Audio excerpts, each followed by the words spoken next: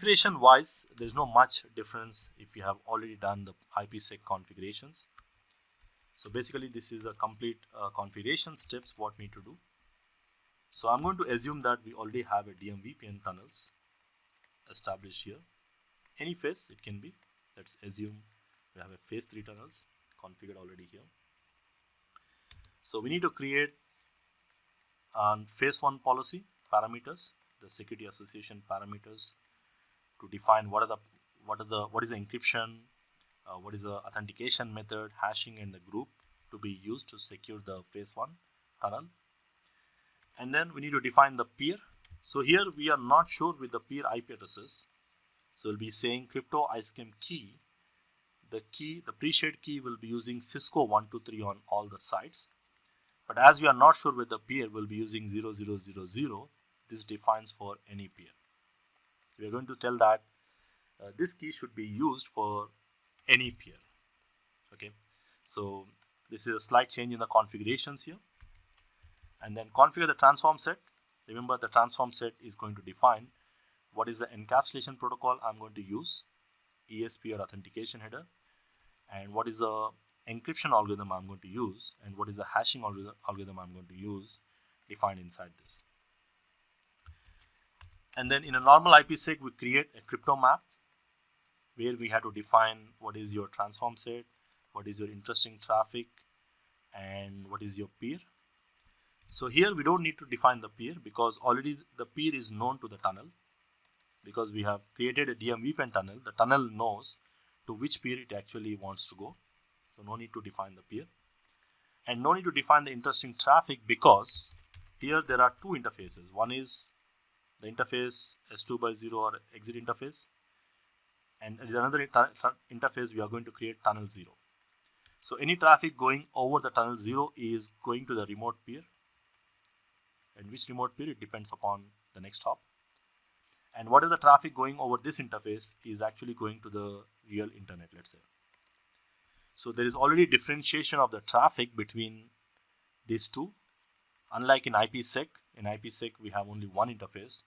So we need to define the interesting traffic, but here it's not required. So which means if I apply IPSec on the tunnel interface, automatically it will apply all the traffic. It will secure all the traffic which is going to the remote peer. It can be any peer. So that's the reason we are going to create an IPSec profile. And this IPSec profile is going to define what is the transform set or the combination of algorithms we are going to use. And then we'll apply this IPSec profile under the tunnel interface. The tunnel interface, by using this tunnel protection IPSec profile, this is how we do the configuration here. Okay, so let's move on with the configuration for the IPSec over DMVPN. So here I have just configured the tunnels. If you remember the phase 3 DMVPN tunnels. So the first step here, I already have a DMVPN with a configured with a phase 3 here. So I just did the configuration.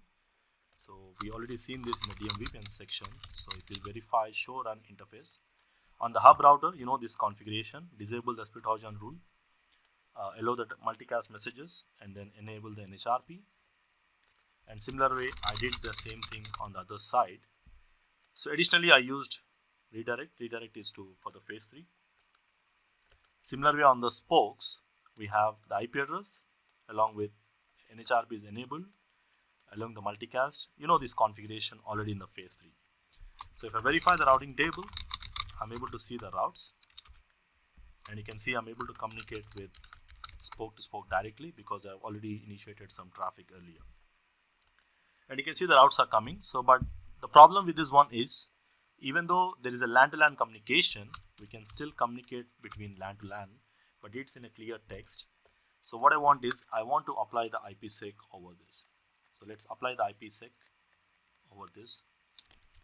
Now to apply IPSec, already I mentioned the configuration. So the first step is, we'll create a transform ISAKMP policy, and then define what is the encryption method I'm going to use. Let's say I'm going to use /S, and then what is the hashing algorithm I'm going to use. Hashing algorithm I'm going to use SHA, and what is the Diffie-Hellman group I'm going to use, and what is the authentication method I'm going to use. So if you just verify the configuration, so the same configurations I'm going to apply on the router 2 as well. Of course, here it doesn't show up hash. Hash is default, it uses files. Sorry, hash is sharp. So we don't need to specify, but let's specify as a safe side.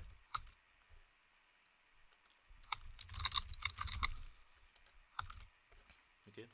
So the first step, we are configuring the ISAKMP policy. And the second step, we need to define the key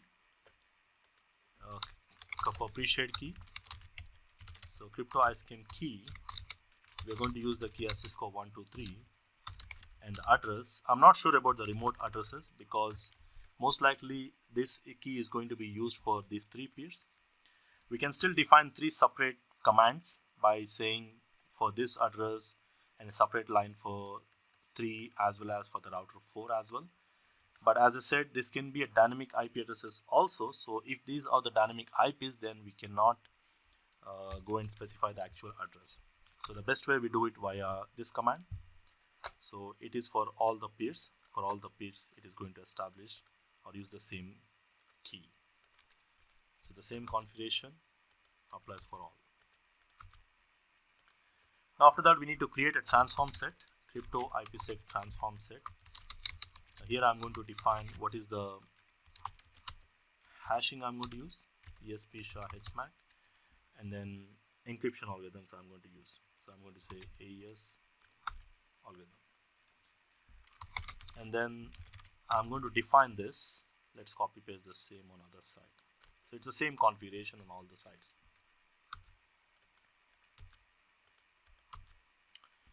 Now the next thing is we need to create an IPSec profile. And this IPSec profile, we are going to apply it on the tunnel interface. And we need to define what is the transform set we'll be using inside that IPSec profile. So I'm going to say this name IP profile. And then I'm going to say set transform set tr underscore set. Okay, and then I'm going to apply this on the tunnel interface. Okay. Tunnel protection IPSec profile. What's the profile name? IP profile. Okay. So I just need to do the same configuration on the other side as well. So let's quickly do this.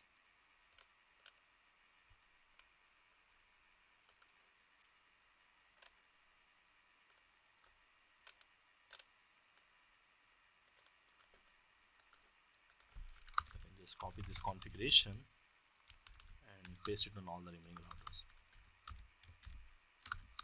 So set the transform set, the next command, and then go to the interface tunnel and then apply.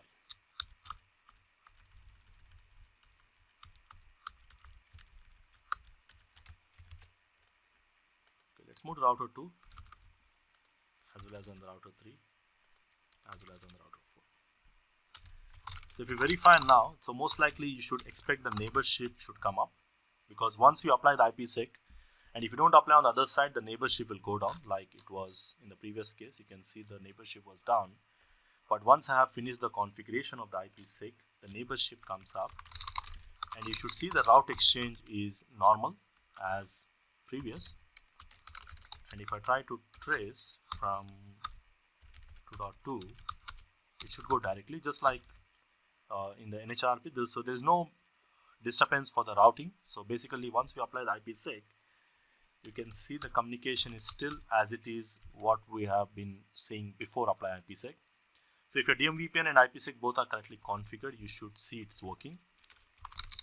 So if I say show IP route EAGRP, the NHRP shortcut and redirect works as it is, as we discussed. And the next thing is, if you try to verify show crypto IPSec SA, now here you can see the packets being encapsulated between the peers. And you can see between the peers the packets which are being encapsulated, and this keep on increment because already we have already EAGRP packets which is being exchanged between the peers. Again, you can see there is a 4 to 2. This is between 4 to 2. And if you scroll down, you'll see between 4 to 3 as well.